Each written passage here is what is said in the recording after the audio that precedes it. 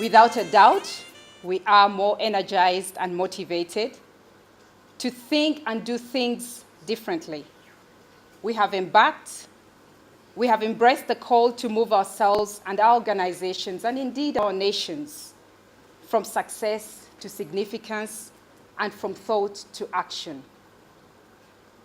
In the quest to rediscover ourselves, in the past 18 months, we went through four very intensive programs, which were hosted in East Africa and South Africa. In Arusha, we started with the challenge of leadership. In Uganda, the good society. In Cape Town, leading in the era of globalization. This week in Kenya, the promise of leadership. In these intensive sessions, we deeply engaged in discussions on leaders and thinkers who have gone before us and how the decisions they have made have impacted the world. We were reminded the huge responsibility that comes with leadership, the obstacles that you meet, but most importantly, we learned how other leaders before us have overcome these challenges. We deliberated on the importance of balancing work, family, community engagement, and also were reminded to work on our personal legacy. We were also reminded that we must enjoy the gift of life and the true meaning of happiness. This process has equipped us to be ready to impact the region and the continent. It has nurtured us to think as East Africans, Africans, and as part of a continental and global network. Part of our commitment to move from thought to action, we have all taken on a community project that deals with challenges that our communities and our countries face. These have ranged from health issues, dealing with health issues, unemployment issues of the youth, women empowerment, and policy issues that impact our continent, just to mention a few. Distinguished guests, for too long we have always accepted our failure as this is Africa. And we have complained about things being too difficult, whereas this should not be what defines Africa. And indeed, we can be better, and we will be better. As we leave Nyanyuki, we can confirm that we are transformed people. As we accept the certificates, we will be taking an oath to humility, transparency, and commitment to being an example of integrity and responsible behavior. We depart with a sense of concern regarding the challenges we face as a region, but also leave more motivated, committed, and inspired by the support network and friendship that Ali and the wider Aspen Fellows has provided us. So it took a leap of faith, I'm sure, on your part to agree to join this. And you joined us, and we have learned as much from you as you have learned from this process. And we are very encouraged by your enthusiasm. We are very encouraged by transformation that we have observed over the last 2 years. But more importantly, we are encouraged by the commitment you are making to us, that you are going to go forward and lead this time round with that very urgent sense of awareness that you have to lead differently, that you have to lead wisely, that you have to lead effectively, and that you have to make an impact. And that time has never been on our side. We have very little time to make an impact. So, just to thank you for that and to make you remember one more time that this is a commitment that you did not make to me or to the foundation, but you made to yourself and to your peers in this class. They are the ones who are going to keep you honest as you meet in conferences, in your towns, in your family events. You are going to be reminding one another, are we still on course? Are we still on track? Are we still doing the right thing? If you do that, I will rest. And I say I'll be very happy. That what makes a difference for a country is the choices the leaders and people make. Leaders and people can choose to succeed or not to succeed. What remains an enigma then is why should people choose to avoid success? That is a question I would like to put to you after this training in leadership. Why is it that people in leadership positions at different levels could actually choose to fail? And I'll give you 4 examples. For those of you who have heard it, please forgive me.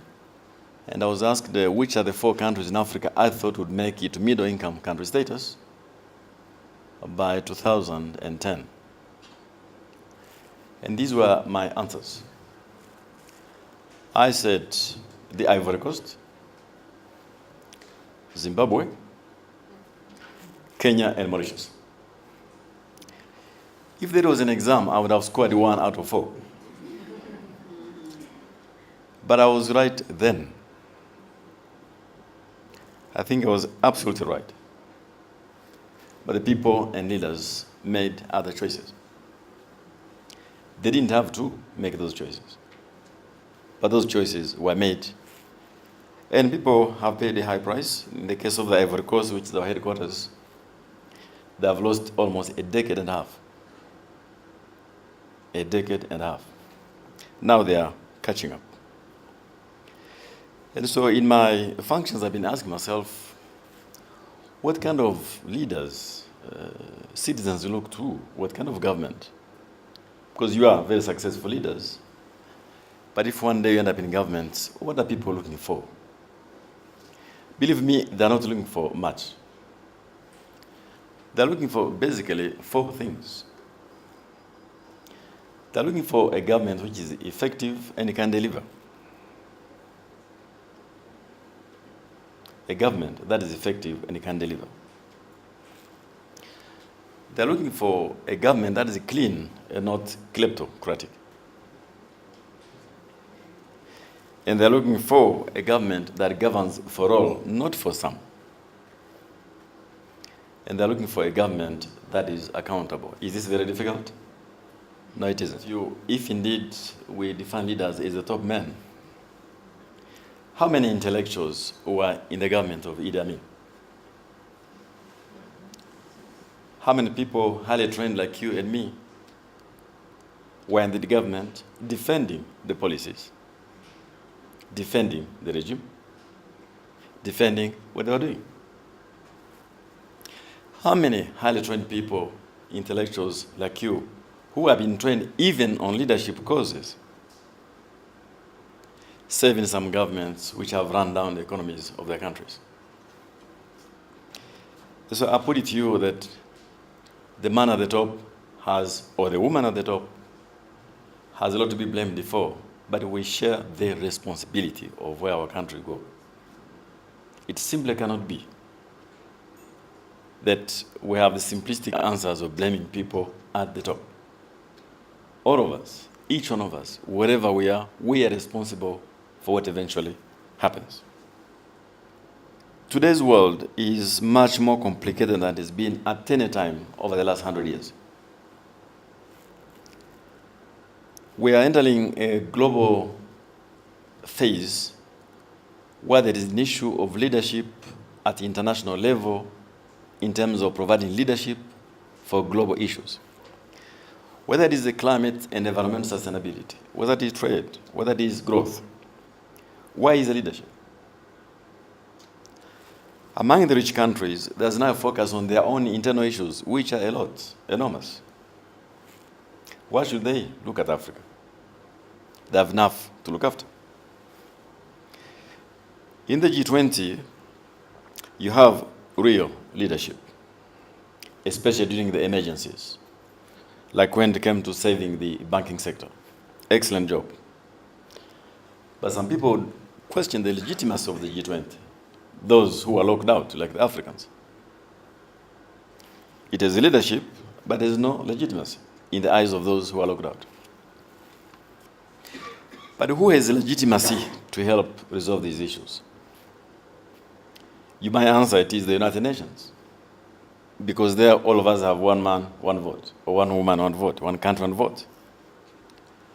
But all of you know that the UN is not very effective.